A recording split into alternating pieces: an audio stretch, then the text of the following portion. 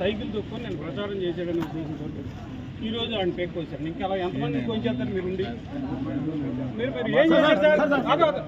నిన్న కోసిన వాడిని ఇప్పటి వరకు అరెస్ట్ చేయాల. ఈ రోజు కాదు సార్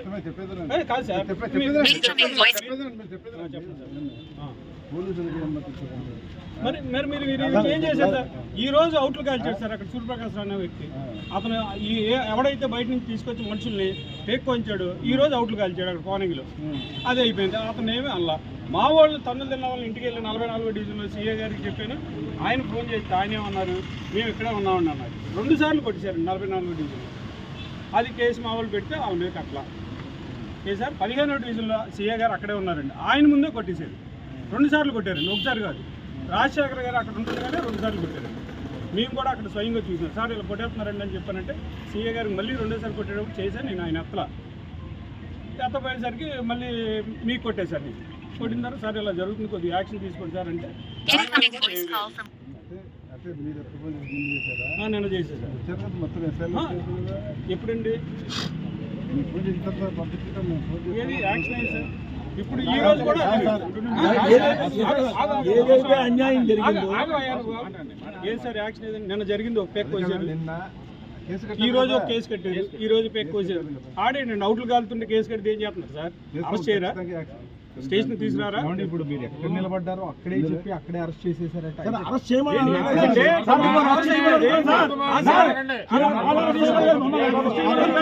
అతను అరెస్ట్ చేసి ఉంటే కనుక చెప్పండి సార్. ప్రొసీజర్ ఉంటుంది,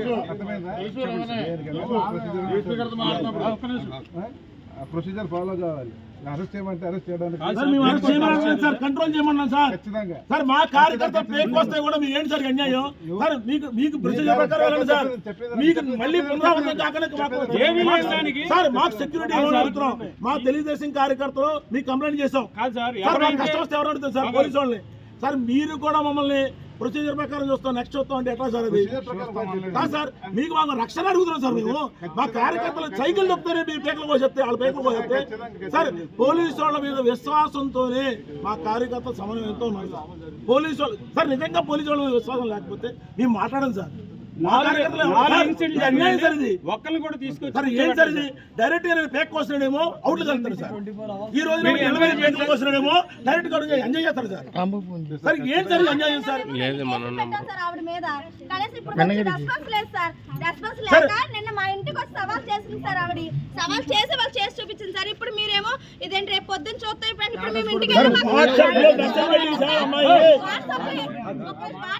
పెట్టింది తెలుసా సార్? ఆవిడ ఇదిగోండి సార్, ఆవిడ కౌన్సిలర్ ఉంటే అలా పెట్టచ్చు సార్ స్టేటస్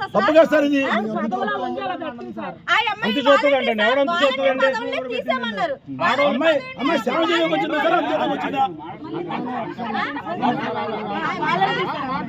మమ్మల్ని వచ్చి పచ్చి బూతులు వాళ్ళ కౌన్సిలర్ ఏంటి మమ్మల్ని అలా తిడితే మేము ఊరుకుంటామా సార్? చెప్పండి. నేను అందుకే కంప్లైంట్ ఇచ్చాను సార్. ఇప్పుడు కోసం రెస్పాన్స్ లేదు సార్. అంటే ఆవిడ కౌన్సిలర్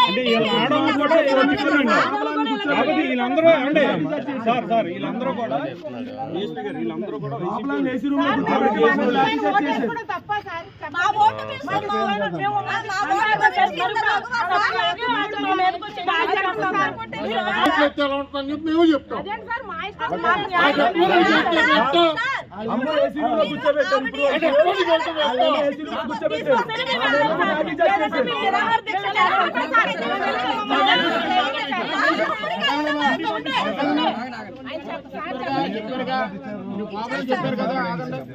ఎఫ్ఐఆర్ అయిపోయింది, దానిపైన దర్యాప్తు చేస్తాము. దానిపైన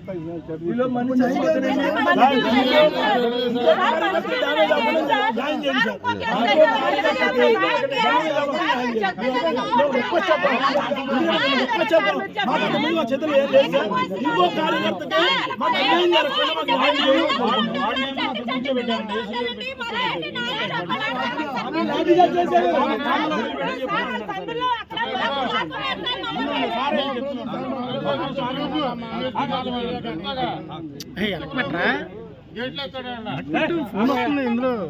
చెప్పండి సార్. కంప్లైంట్ ఇచ్చారు దానిపైన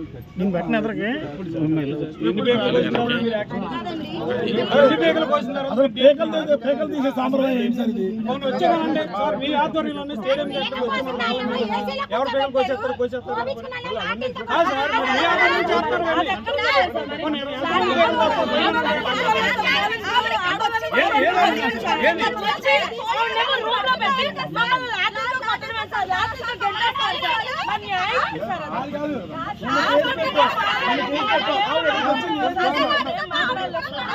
ఆవిడ నన్ను కేసుకుంటాం సార్. ఆవిడ ఎక్కడికి వచ్చింది ఏం చేశారు సార్? ఏం చేస్తారు?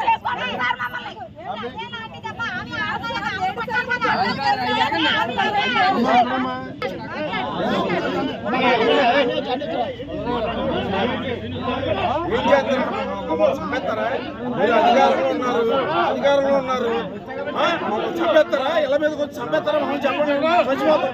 పోలీస్ డిపార్ట్మెంట్ పనిచేయదా? పనిచేయదా? సురేష్